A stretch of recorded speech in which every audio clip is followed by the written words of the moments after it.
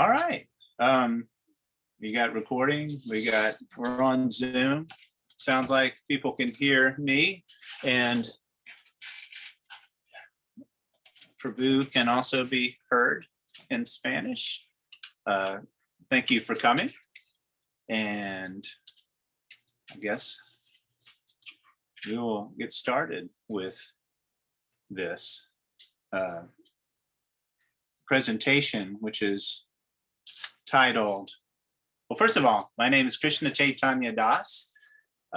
Nice to see you, and thanks for coming. And I'll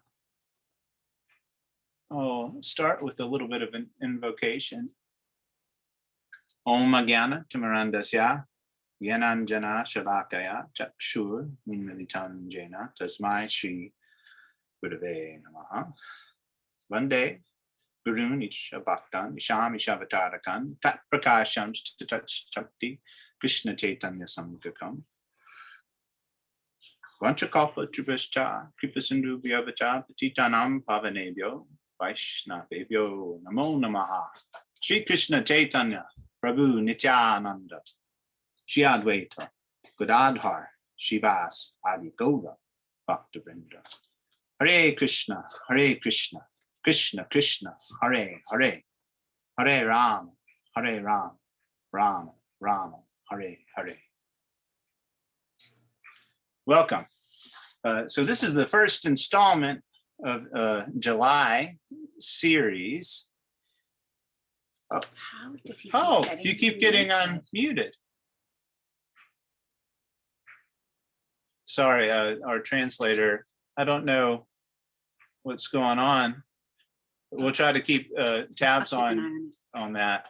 So this is the first installment of the series that I've been asked to do some time ago and kept pushing it off, but Padmanabha Swami caught me for July.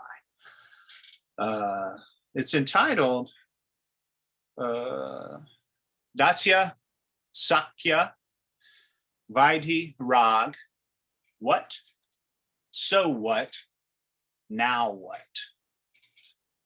Today, I'm really just going to try to introduce the topic and explain what we're going to try to do over the next 4 days, because there are 5 Fridays in July. So just to jump in, to be honest, I was asked to do a series, and I could not think of what I would possibly talk about. And this is the only thing that came to my mind.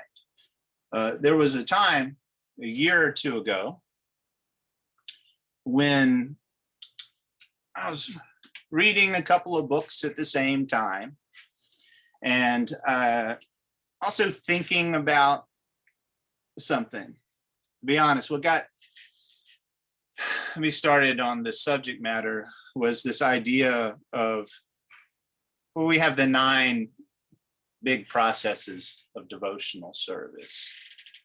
I think most of our listeners / watchers are familiar with these. They are Shravanam, Kirtanam, Vishnu Smaranam. So hearing, chanting, remembering, serving the lotus feet of the Lord, engaging in worship, archana, serving, dasya, becoming a friend of the Lord, and giving everything, atma nivedana. So me and some friends were talking about it, and this idea came up that we had oftentimes heard Srila Bhaktivedanta Swami Prabhupada mentioned that one could engage in 1, 2, 3, 4 are all 9 of these processes of devotional service.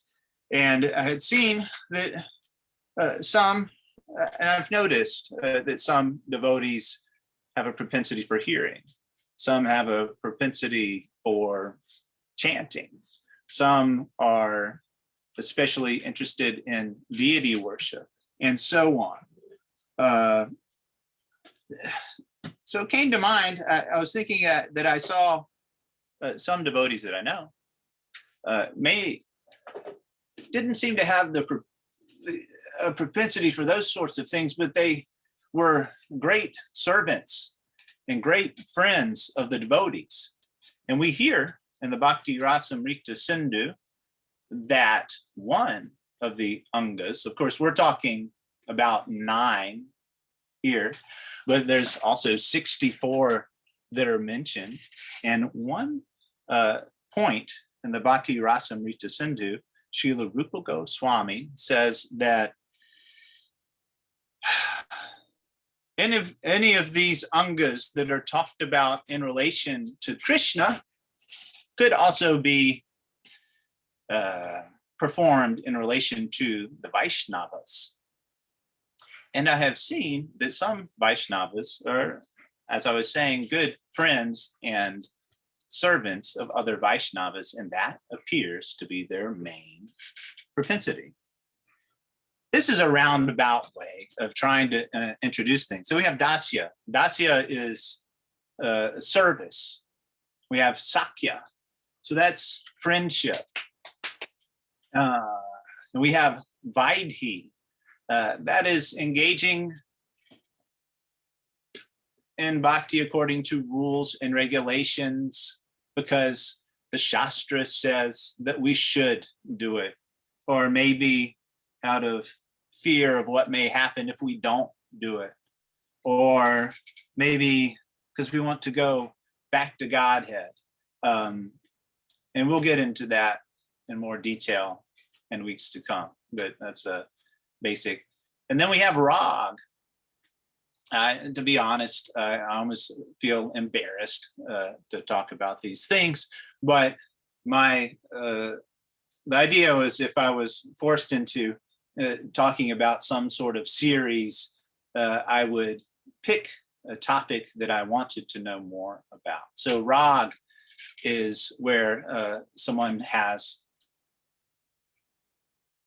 a feeling for the Lord and engages in devotional service based on that. These are simplified words to try to talk about a subject that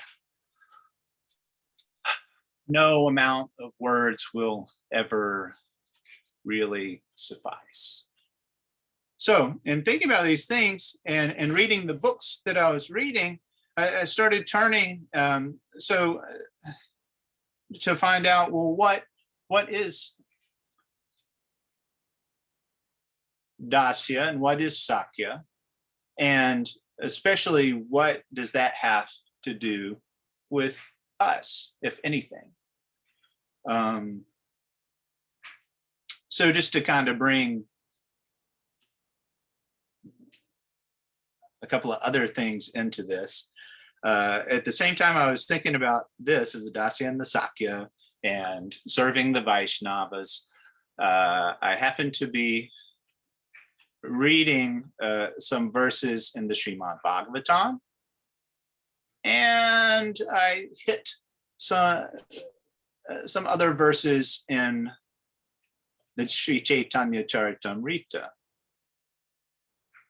And this is where we get to the connections and or non-connections between Dasya and Sakhya, and what this series is trying to be about. And to be honest, I wasn't quite sure what would come out. And I'm also going to try to engage those who are here and those who happen to listen in a team effort of going through these topics in more detail. I feel like I am winding around and saying a lot of nothing so far, but I'll try to get a little bit more concise, meaning that, okay, I read a particular verse. Let me see if I can bring it up. I'm just going to bring up a few verses, and then in the, bear with me, I'm using the phone as my book. Usually I have a stack of books, but now my stack is in a little thing. Okay. So one verse that I was reading at this time when thinking about this came in the 5th canto of the Srimad Bhagavatam, the 19th chapter, and it's the 7th verse.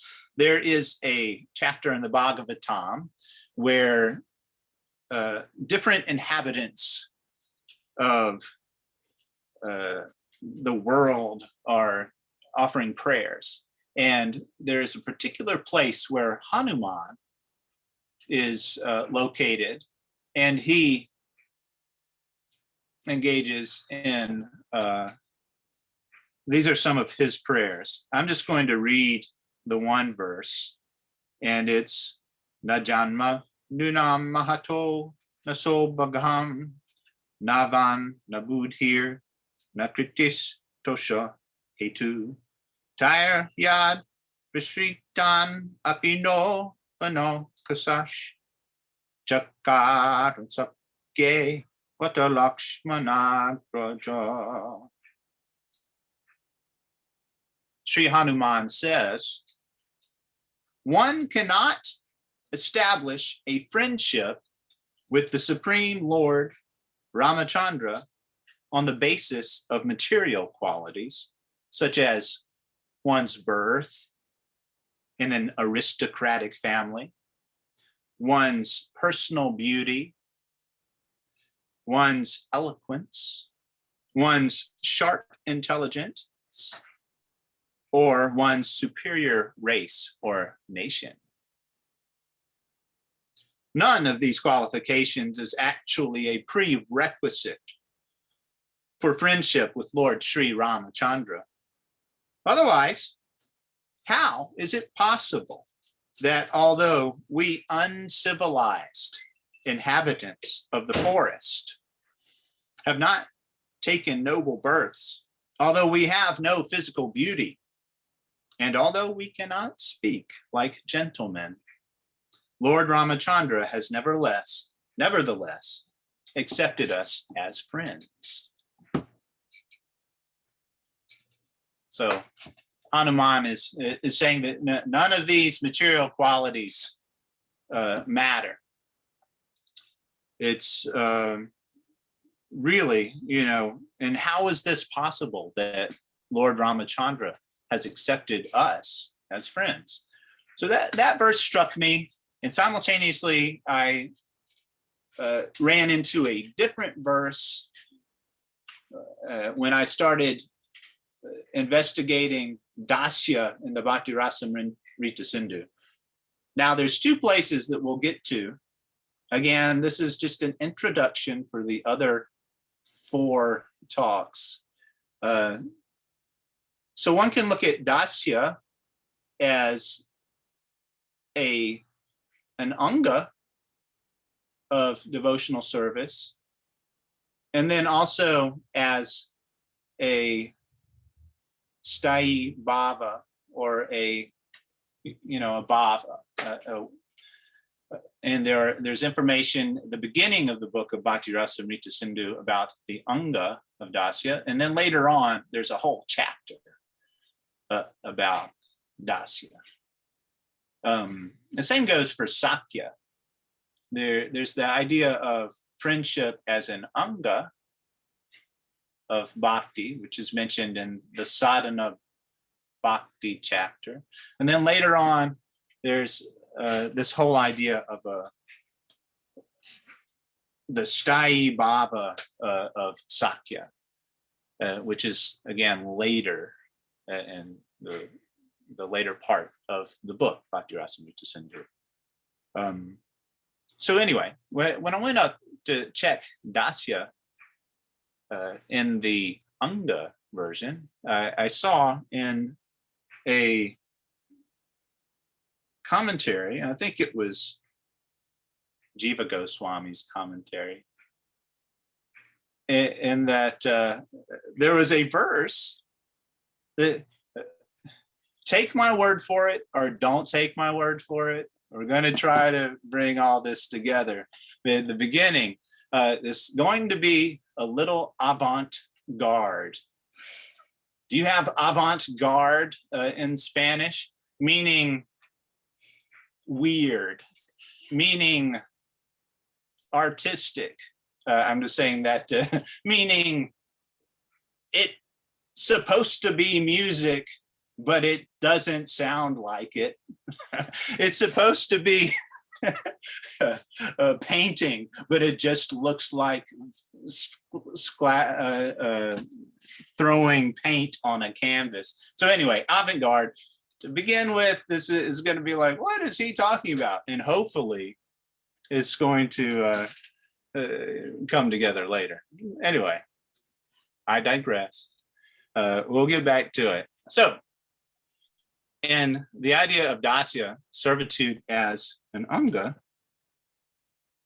there is a verse quoted by Jiva Goswami, and it pointed us to Sudama Vipra. So I was thinking, hold on. I thought Sudama Vipra was a friend of Krishna. Why is he being quoted here as a servant? I mean, that was a simplistic way, but it's kind of like, oh, what's that about? I'm just going to quote this verse because it's connected to the rest of what we're doing here. So this verse is in the 10th canto of the Srimad Bhagavatam, the 81st chapter. It's verse 36. Dasyaiva me so rida Sakhya maitri dasyam punar janmani syat. Did you hear that? There was Sakhya was in there, Dasya was in there. Mahanubhavena gunalagena vishajatas tat purusha prasanga. I didn't even notice prasanga was in there. That's going to be connected to another verse. Okay. The Lord is the supremely compassionate reservoir of all transcendental qualities. Life after life, may I serve him with love, friendship, and sympathy. And may I cultivate such firm attachment for him by the precious association of his devotees. It was really the second half of this verse that Jiva Goswami quoted, but that's a pretty cool verse. Just to also share, Vishwanath Chakrabarti explains that Soridam here signifies affection toward him who is so compassionate to his devotees. Sakhyam is affinity manifested in the desire to live in his company. Maitri is the attitude of intimate friendship, and dasyam is the urge to do service. Again, we're not going to get into that verse right now, and hopefully others will help us get into that verse and more, because I think it would be a disservice to you for me just to spout at you whatever I think I'm getting from these topics. And so far, I'm still trying to just give a brief introduction to the first part of the title of this series, the Sanskrit terms. And I'm going to quote one more verse before going to the second part of the title that has English terms. And that verse is also from Sudama Vipra, And the cool thing was that I was reading in the Caitanya Charitamrita at the same time that I was reading these other things.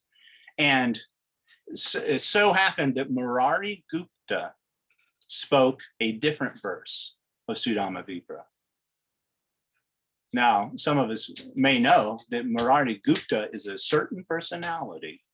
Now, he's a great servant of Sri Chaitanya Mahaprabhu, but he is said to be Hanuman. And his verse that he quoted here was, Kvaham daridra papiyan kva Krishna Sri Caitanya brahmabandur iti smaham bahubhyam parirambitaha. Translation is, who am I? A sinful, poor friend of a Brahmin. And who is Krishna? The Supreme Personality of Godhead, full with 6 opulences. Nonetheless, he has embraced me with his 2 arms. Okay. So somehow ran into Hanuman. Hanuman said the word Sakhya. He said that Lord Ramachandra has a friendship with us, creatures, his word. I'm not putting down Hanuman. And then we saw Sudama Vipra, who's known as a friend of Krishna, quoted as an example of Dasya, service. And we saw those elements in both of these verses. Actually, all 3 of the verses, we saw these elements of Dasya and Sakhya and Vaidhi in the sense of Aishvarya, and then a little bit, some sort of Raga in the sense of pranaya and friendship. That's another term I almost put in the title, pranaya. We'll get into that later. Sakhya is more or less made of pranaya.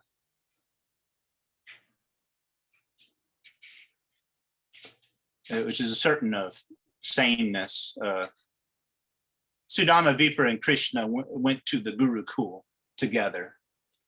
That was a basis of their friendship. And they went through some special experiences in service to the Guru, which made them buddies,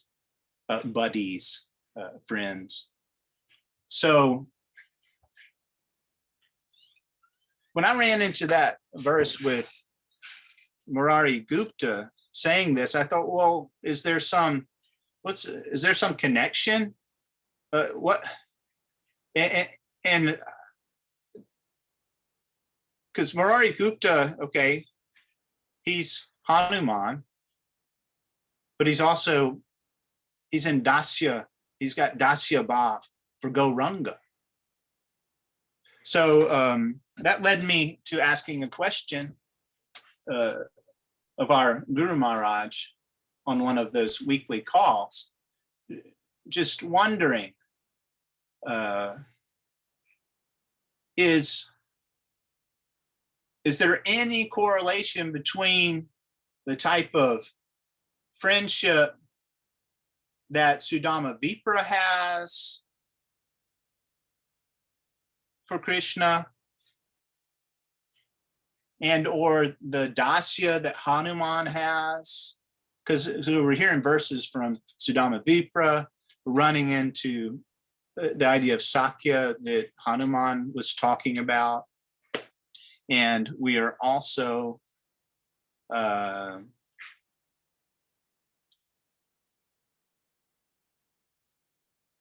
in Gora Leela with this verse coming up.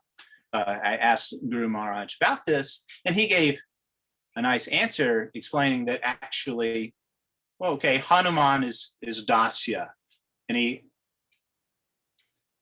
does not have this idea of Sakhya.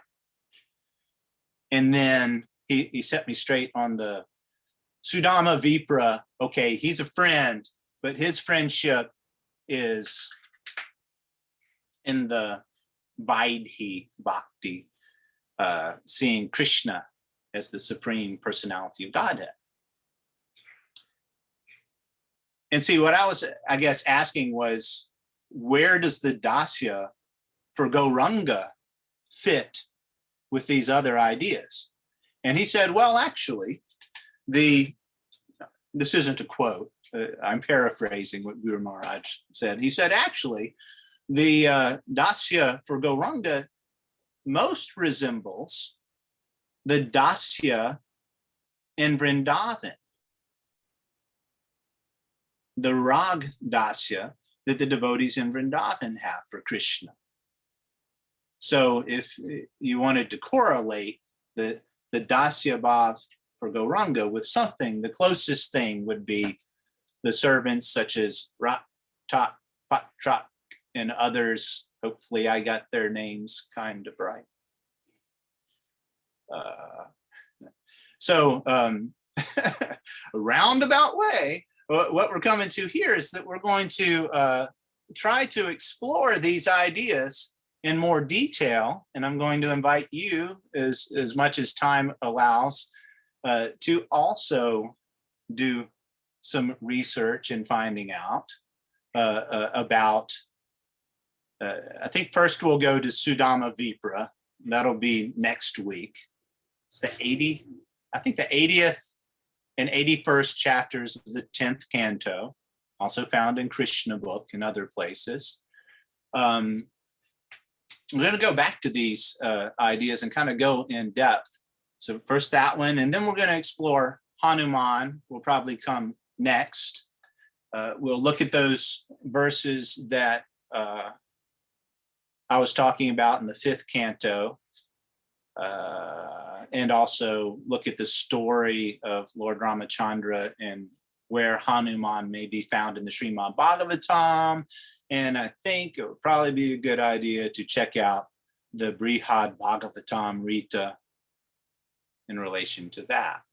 And then later on, we'll also check out the chapter on Dasya Bhakti and the Bhakti-rasamrta-sindhu to see, because there is a distinction given of different types of servants, and there'll be comparisons between those with an Aishvarya or Vaidhi Bhakti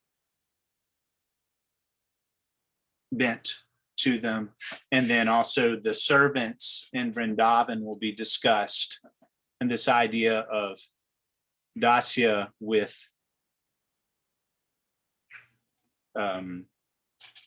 pranaya will be discussed, a type of servant who is also somewhat friends with the Lord. And so like I said, there'll be Sudama Vipra, Hanuman, looking at Dasya Bhakti and varieties of that in Vaidhi and in Rag. That's why this title. But I wasn't sure where it's going to lead us. That's why the title was vague. And then we'll get into some, and these will all be case studies. Case study of Sudama Vipra, case study of Hanuman, and then case studies of probably, we'll look at, don't hold me to it, but at least we'll probably look at Kulavech Sridhar, Shuklambar Brahmachari, I think Vasudev the leper. The Sudama Vipra verse comes up there too, and others.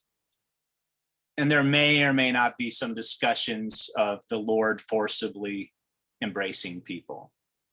Okay, so that's an explanation of the first part of the title of the series. The first, Dasya, Sakhya, Vaidhi, Rag. Now to the second part. The second part is what, so what, now what? Yeah, because you threw out these Sanskrit terms, and now these questions. Now these questions, they're actually a way of debriefing or a way of reflection. Because what we want to do is not only hear, okay, let's certainly hearing any part of the Bhagavatam or any of our stories of Gaura and Krishna Leela is in of itself purifying and awesome. Okay, just putting that out there. But I'm also going to say that, as our Guru Maharaj points out, that we like to figure out or have some idea of where we are. He oftentimes brings up the map of a mall, and there's a place on the map that says you are here, and you're trying to get over there. So if you can see where you are on the map and you see where you want to go, in this instance, we'll say, well, here I am, animal-like person who is not fit for whatever.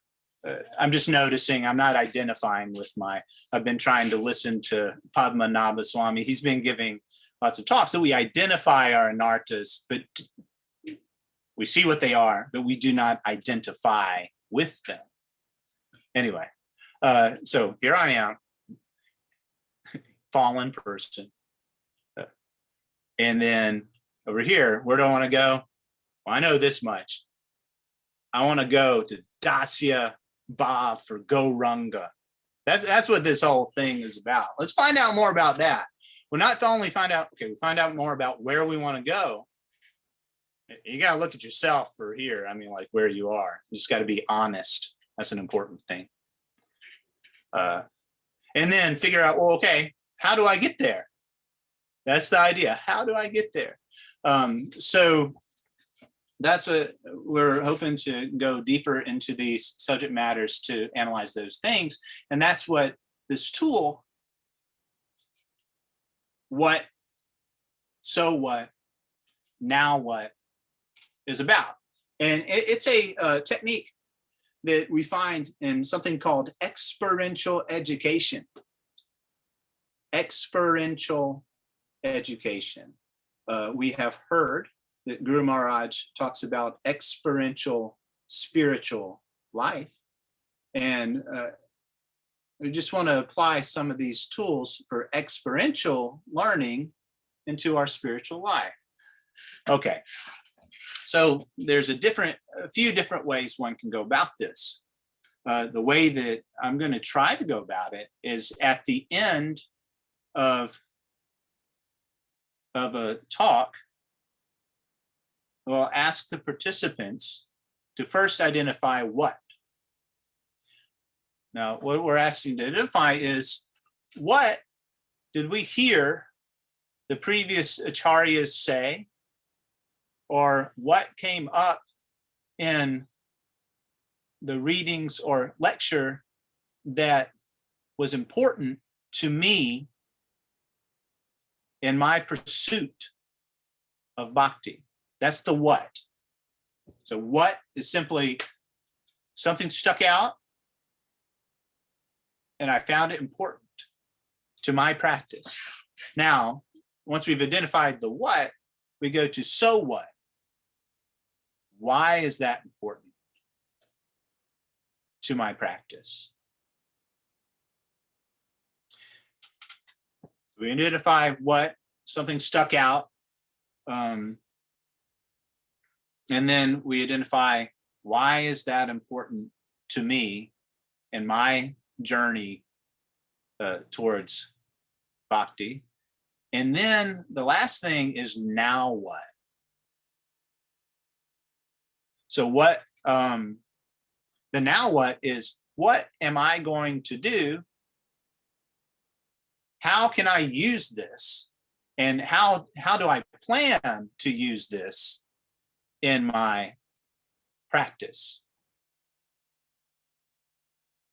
And then after the now what, there's the idea of actually doing that thing. And this is a cycle.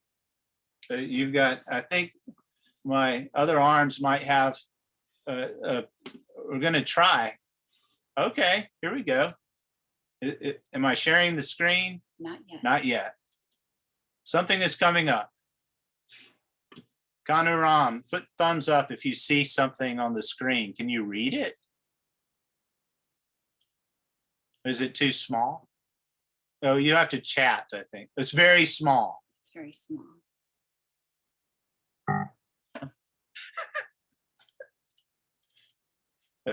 I'll get that worked out next time.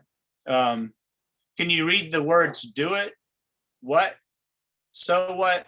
Now what? Okay. Kanuram says he can read that. That's the main important thing. So this tool it's a reflection. What came out? Why is it important? And what am I going to do about that? And then we do it. Let's say, for instance, I'll do a simplified version. I heard from sadhus that it is that the name of Krishna is non-different than Krishna. And it is good to chant the name. So that's a thing, that's a what. And then, so what? Since the name is non-different than Krishna and chanting his name purifies me, it's important to know because that's a method that I could utilize to bring me forward in my path of bhakti. Okay, now what? I will chant a certain number of rounds of japa every day that's my plan, and then do it. I chant. Now it's a cycle because at the point of doing it, I do it, and then I check in with myself and I take my temperature. Okay, what happened? What were the results? I chanted, and maybe after time I found that some of my material attachments went away. Okay. So what? Well, if material attachments go away, I have more space in my life for Krishna. Now what? Well, I think I'll keep chanting. And then I do it, and then I find, and it's a cycle. It's a way of making sure that what we're doing leads somewhere. Now it could go a different way. Let's say I stopped chanting. I stopped. What happened? I became very depressed and had no interest in life. Why is that important? So what? Well, you're not going to do anything if you don't feel like doing anything. Now what? Well, maybe I'll try chanting again. And then you do it. Hopefully that's a simplified explanation of this idea of what, so what, now what. Do you have the other one? Is it still there or is it gone? I had another. Oh, that's all right. Oh, okay. That's a simplified version. So the idea is basically like that. We're going to explore these topics, and I'll give you a heads up for next time. It's Sudama Vipra. If anyone else wants to read those stories and the commentaries about Sudama Vipra, please do. That's what I'll be speaking about next time. And then at the end, I'll just put it out there. Well, what sounded important to you in your practice? Why is it important? So what? And now what? What is a practical, we could even say a specific, measurable, achievable, relevant, time-bound goal that we could do. So anyway, that is the introduction to this eclectic series. At this point in time, if there are any corrections, comments, questions, I think that my other two arms allowed unmuting.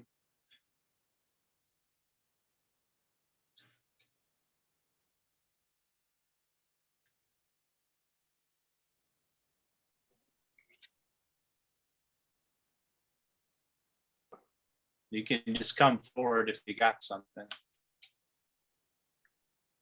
If you don't, that's fine too. Connor Ram, you got something? Yeah, I was just trying to think about, like, so in reference to like what you're like to today's class, what stuck out to me was like you're referencing bhavas from different devotees across a lot of different incarnations. So you've got Ram and you've got Krishna and you've got Lord Chaitanya.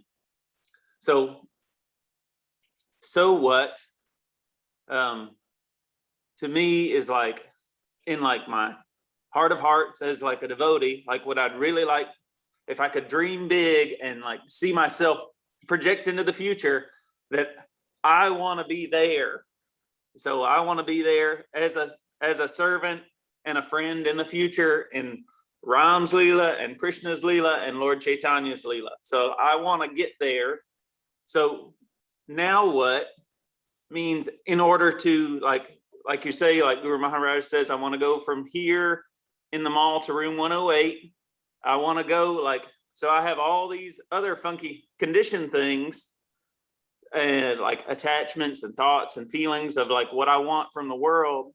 So I've got to change my identity from, I'm talking to the thin air. I'm listening to you. Okay. So I've got to change like those attachments and feelings, and like, so I've got to purify myself by chanting. I also need to hear about those things, like, and become knowledgeable about like those kind of thoughts and moods and feelings, the feelings of a servant, feeling of a friend, like that are described like in these stories and Bhakti-rasamrta-sindhu so that's my now what? How do I apply like change in my attitude and my worldview to go from like you say, like this animalistic person into this like devotee with all these like thoughts and feelings of a devotee? Okay.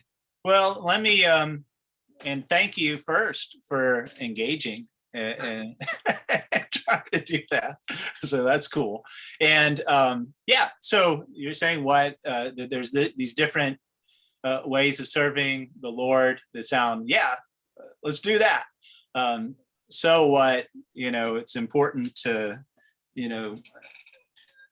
try to get there. And that, so the now what, where you're saying it is very broad. What we're going to try to get to with this technique is something, okay, let's say it's time bound between now and next Friday.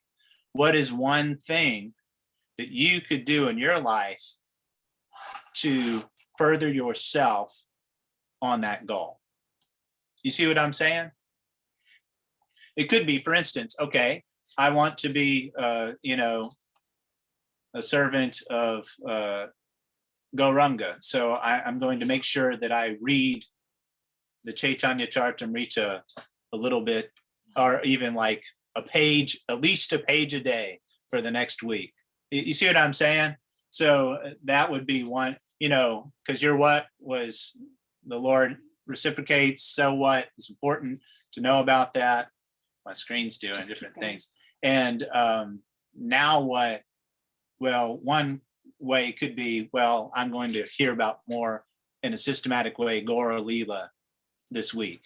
And then you check in with yourself. You see what I'm saying? Yeah, something tangible, something you can fit in the palm of your hand kind of thing. Yeah, that kind of thing. And sometimes we start with things that we know that we already have we don't want to get like crazy with it.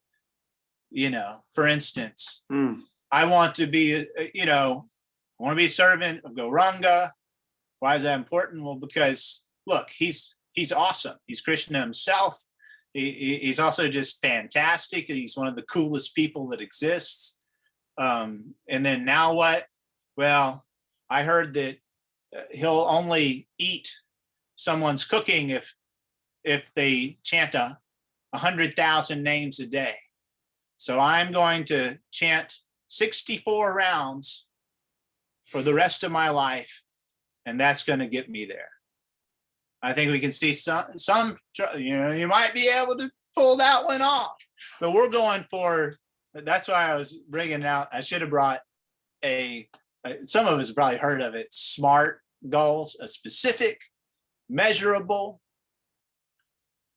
achievable, relevant, time-bound goal. One for myself, which is will be kind of meta, will be, I'm going to look for at least one thing when I am hearing for the next week.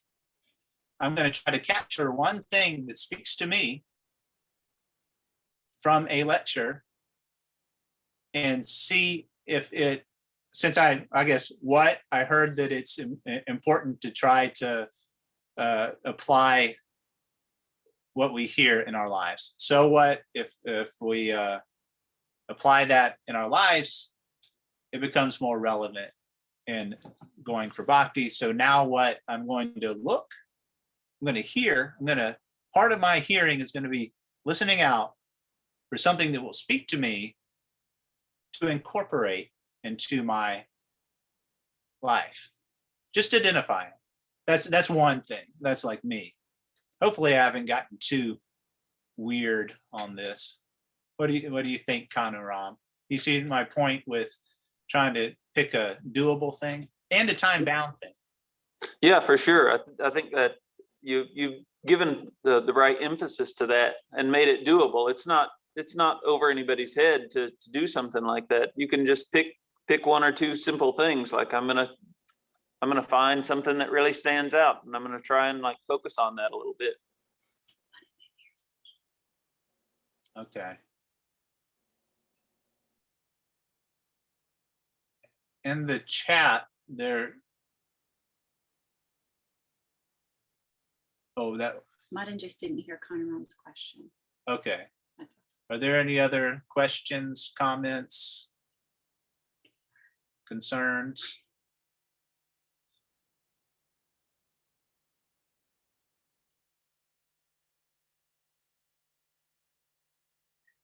Okay.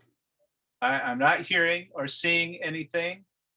So at this point, we're going to close it down. I thank you for showing up, and I encourage anyone to look at the Sudama Vipra pastimes before next time.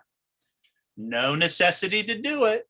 It's fine, but you know, do it if you feel like you will. And that is where we're going to jump in next time.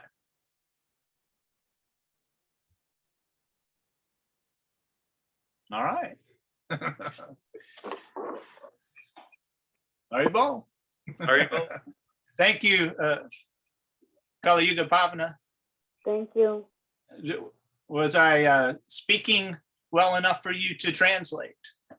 Yes. Okay. Good. Good.